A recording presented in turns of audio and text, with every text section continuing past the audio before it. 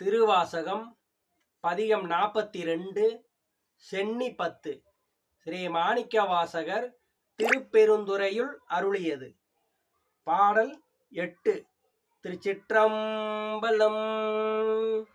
புழுவினால் போதிந்திடு குரம்பையில் பொய்தனை ஒளி வித்திடும் எழில்கொள் சோதியம் ஈசன் எம்பீரான் என்னுடை அப்பன் என்றென்று தொழுதகையினராகி தூமலர் கண்கள் நீர் மல்கு தொண்டர்க்கு வலுயிலா மலர் சேவடி கண்ணம் சென்னி மன்னி மலருமே.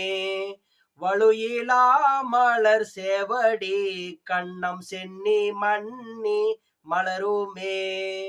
திருச்சிற்றம்பலம்.